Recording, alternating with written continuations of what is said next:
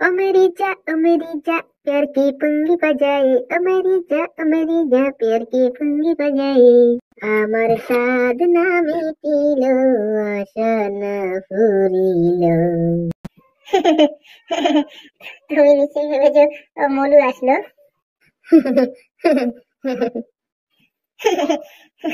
ও কি করে আসবে? ও তো এখন একটু বাইরে গেল, তোমার পাঞ্জাবির পকেট থেকে মানি ব্যাগটা নিয়ে ও একটু বিউটি পার্লারে গেল, ছোট মানুষ। তোর সাথে একটু কথা ছিল বাবা পটলা। হ্যাঁ হ্যাঁ হ্যাঁ, বলুন বলুন মা বলুন। দেখো বাবা পটলা, মনু তো সদ্য সদ্য এই বাড়িতে বউ হয়ে এসেছে। আমি চাই না ওর জন্য এবারে নিয়ম কানুন সব পাল্টে যাক। ওর তো উচিত এবারে নিয়ম কানুনের সঙ্গে ওকে মানিয়ে নেওয়া। এর জন্য আমি ওকে বলে দিয়েছি, মা তুই কখনো বিয়ানকে অপমান করবি না। বাড়ির সব কাজকর্ম যেমন উনি করতেন, যেমন ঘর মোছা, বাসন মাজা, কাপড় কাচা, সেগুলো ওকেই করতে দিবি। তাই বুঝি? তারপরে আমি ওকে এও বলেছি, এই যেমন তোমার বাবা বাজার করে আনেন, নিজের হাতে বাজার করেন, দুধ নিয়ে আসেন, তো উনি তো বয়স্ক মানুষ, ওনাকে যদি ওনার হাত থেকে ব্যাগটা কেড়ে নেওয়া হয় তাহলে তো উনি অপমান বোধ করবেন।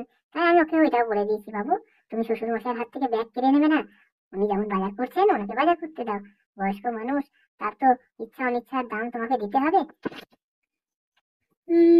তারপর? তারপর আর কি? আর তো বাকি রইলে তুমি। তোমাকে বলছি বাবা, দেখো এই যে তোমার ছোটখাটো কাজগুলো, এই যেমন ধরো বিছানা তোলা, তোমার জামা কাপড় কাচা, ঘর ঝাড় দেওয়া, এই কাজগুলো না তুমিই করো।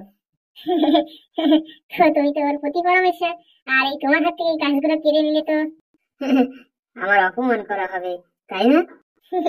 দেখেছো কি সুন্দর বুঝে গেছে বাবা, শোনো ছেলে আমার। বলছিলাম কি, আপনার মেয়ে কি কিছু করবে? মা, ওকে তো বড় কাজটাই করতে হবে। কোন কাজটা মা?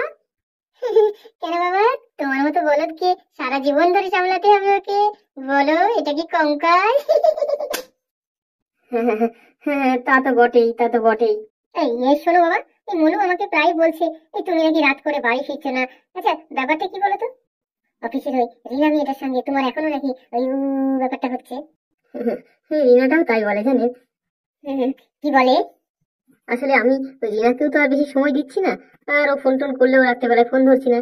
তাই ও হয়তো ভাবছে যে আমি ওই আমার নতুন বউয়ের সঙ্গে বেশ একটু ভালো প্রেম প্রেম হয়েছি, আর এইসব ভেবে না ও খুব অভিমান করে। ও মা, এ কি কথা? সি সি সি সি সি, এ কি কথা? তাতে আমার খুব সুবিধা হয়েছে। কি কি সুবিধা হয়েছে তোমার?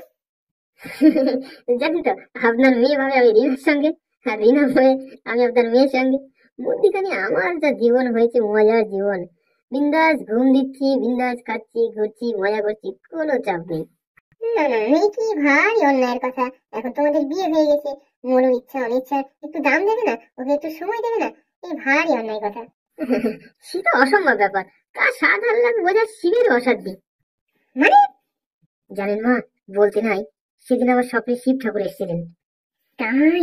জয় বাবা ভোলানাথ, জয় বাবা ভোলানাথ, জয় বাবা ভোলানাথ। আমাকে বললো, ওরে তুই ভারী ছেলে মানুষ, ভারী সরল মানুষ, তোকে আমি একটা বর দিতে চাই, বল তুই কি বর চাস? বর চাইলে? আমি শিব ঠাকুরকে বললাম আমাকে একটা 7 মহলের বাড়ি দিন, আমাকে একটা সুইমিং পুল দিন। শিব ঠাকুর দিলেন? আরে না না, শিব ঠাকুর খুব চটে গেলেন। ও কেন? তখন উনি রেগে গিয়ে বললেন, আমি শিব ঠাকুর, তোকে বর দিতে এসেছি, তুই সামান্য বাড়ি, গাড়ি, সুইমিং পুল এগুলোর মধ্যে আটকে আছিস, কোথায় অন্য কোনো বর চাইবি? ও মা, তাই? তো তুমি কি বর চাইলে?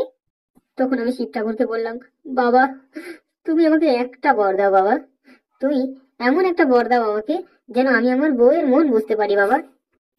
দেখেছো কি ভালো ছেলে, সোনা ছেলে আমার। এটা জেনে নিশ্চয়ই ঠাকুর খুব খুশি হলেন।